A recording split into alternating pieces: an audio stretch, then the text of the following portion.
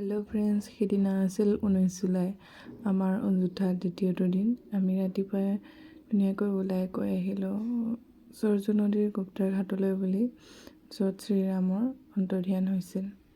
দেখিছেনে ৰাস্তাবোৰ ইমান ধুনীয়া, ধুনীয়াকৈ ৰাস্তাবোৰ চাই চাই আহি আমি অৱশেষত পালোহি সৰজু নদীৰ গুপ্তাৰ ঘাট।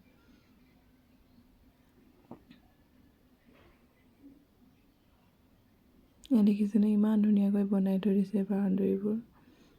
এয়া আমি লাহে লাহে গুপ্তাৰ ঘাটৰ ওচৰ পাইছোঁহি আৰু।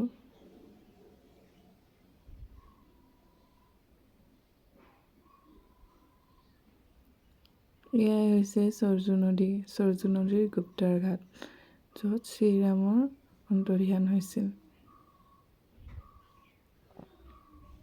এনেকৈ চালোঁ জেগাবোৰ, ধুনীয়া ষ্টেপ আছে তললৈ নামি যোৱা। তাৰে তলত আমি নামিলোঁ, পানী চুলোঁ। ইয়াতে মানুহৰ ইমান এটা ভিৰ নাই বাৰু, মানুহ তেনেই কম, ইমান বেছি মানুহ নাই ইয়াতে। দেখিছেনে পানী ইমান ওপৰলৈ উঠি আহিছে। এনেকৈ মা পাপাই ভৰি হাত ধুলে, আমিও ধুলোঁ। ধুই গৈ ধুনীয়াকৈ এখন ফটো উঠিলোঁ এইখিনিতে। এইখন ফটোখন কেনে হৈছে ক'বচোন। আৰু এনেকৈ মই অলপ পানীৰ লগত খেলা কৰিলোঁ, ৰিলচ এটা বনালোঁ। বনাই কৰি তাৰপিছত তাৰে ওচৰত আৰু বেলেগ মন্দিৰ আছে, তাৰে মন্দিৰত আমি গ'লোঁ। এয়া দেখিছেনে ইমান পুৰণি দিনৰ ঘৰ। ইয়াতে শ্ৰীৰামৰ চৰণ আছিলে, তাতে আমি সেৱা কৰিলোঁ। এইটো এটা হৈছে মন্দিৰ, বহুত ডাঙৰ, মানে চোতাল আছে, ভিতৰত চোতালৰ মাজতে আকৌ ধুনীয়াকৈ মন্দিৰটো আছে। এনেকৈ আমি চালোঁ, দেখিছেনে ইমান ধুনীয়াকৈ চোতাল এখন, চোতালখনৰ মাজতে আকৌ এইটো মন্দিৰ। এনেকুৱা জেগাবোৰ সঁচাকৈ বহুত ভাল লাগে গৈ। ইয়াত দেখিছেনে কিমান মজা লাগিছে। এনেকৈ আমি সেৱা কৰিলোঁ, এই মন্দিৰত সেৱা কৰি গুচি আহিলোঁ। তাৰ পৰা গুচি আহি আমি আৰু এটা মন্দিৰত গ'লোঁ। এই মন্দিৰটো দেখিছেনে, ইয়াতে এটা শিৱ লিংগ আছে, য'ত শ্ৰীৰামে শেষবাৰৰ বাবে ধ্যান কৰিছিল। এই বগা ঘৰটো যে তাতে আছে।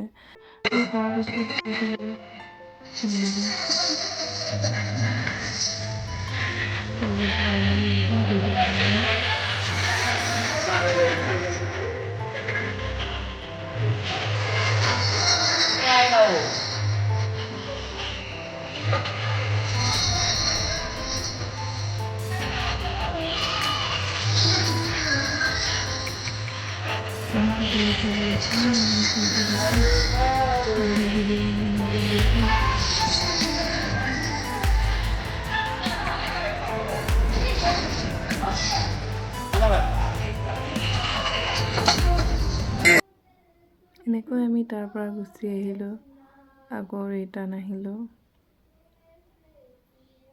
সেই একেই ৰাস্তাৰেদি।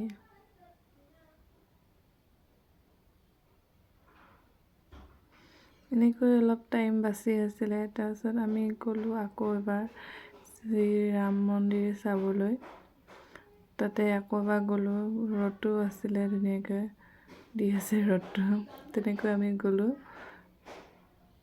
এইটো গেটটো দেখিছেনে বাওঁপিনে। এনেকৈ গৈ আছোঁ। তাৰপিছত আৰু এবাৰ আমি ৰাম মন্দিৰ চাই গৈ আহিলোঁ। আহি গৈ তাতে গম পালোঁ যে তাতে আমাৰ ৰাম মন্দিৰ বুলি এটা মন্দিৰ আছে, তাতে খোৱা বোৱা দিয়ে, মানে ফ্ৰীতে। ভাবিলোঁ এবাৰ খাই যাওঁ আৰু, আহিলোৱে যেতিয়া ইমানখিনি। তাতে আমি এবাৰ আহাৰ গ্ৰহণ কৰিলোঁ, বহুত ভাল লাগিছিলে সেই আহাৰ গ্ৰহণ কৰি। এয়া দেখিছেনে ইমান মানুহ, ইমান ৰ'দ। এই আমি গৈ আছোঁ।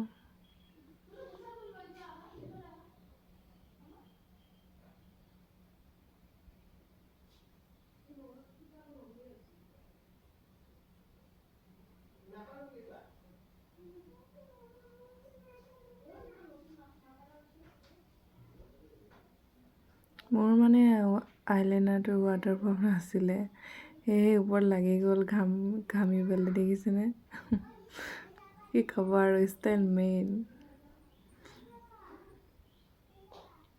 মচি লৈছোঁ আকৌ তেনেকৈ এনেকৈ আমি খোজকাঢ়ি ৰাম মন্দিৰলৈ গৈ আছোঁ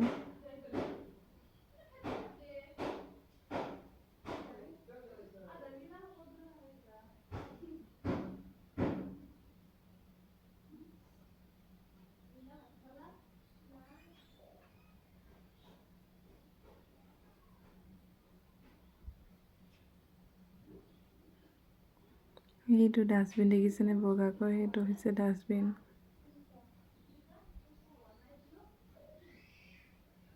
জেগাবোৰ বহুত ধুনীয়াকৈ বনাইছে বাৰু বহুত ভাল লাগিছে ভিডিঅ'বিলাক মানে ভাইটিয়ে কৰিছিলে মই কৰাই নাই তেনেকৈ সেইবোৰ ভিডিঅ'কে দিছোঁ আৰু স্মৃতি হৈ থাকক বুলি ইউটিউবতে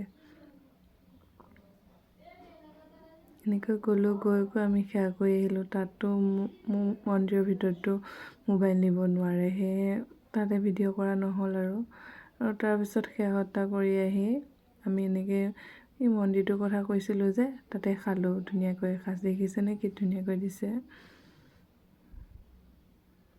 সেনেকৈ খাই কৈ আহি আমি আকৌ লক্ষ্ণৌলৈ বুলি আগবাঢ়িলোঁ মানে লক্ষ্ণৌত পাপাৰ বন্ধু এজন আছে বন্ধুজনৰ ঘৰলৈ বুলি আমি আকৌ গাড়ীত উঠিলোঁ এনেকৈ ধুনীয়া জেগাবোৰ চাই গৈ আছোঁ আৰু কি ধুনীয়া দেখিছেনে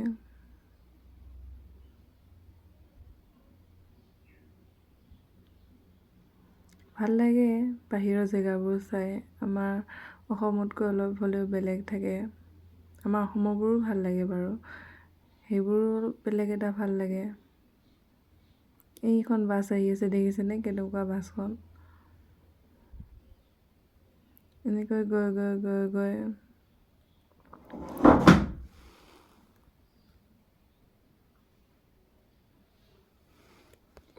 লক্ষ্ণৌ বিধানসভাৰ মাজেদি গৈ এনেকৈ আমি শেষত পাপাৰ বন্ধুজনৰ ঘৰ পালোঁগৈ এয়া আমি ফটো এখন উঠিলোঁ গৈ পাই ফটোখন উঠি একে লাষ্টত অযোধ্যাৰ কেইখনমান ভাল লগা ফটো শ্বেয়াৰ কৰিলোঁ যদি কিবা কিবি ভুল হৈছে ক্ষমা কৰিব প্ৰথম এনেকৈ ভিডিঅ' বনাইছোঁ এডিট কৰিছোঁ কিবা ভুলো হ'ব পাৰে ভুল হ'লে শুধৰাই দিব বুলি আশা থাকিল আজিলৈ মানে জয় শ্ৰীৰাম জয় শ্ৰীৰাম জয় শ্ৰীৰাম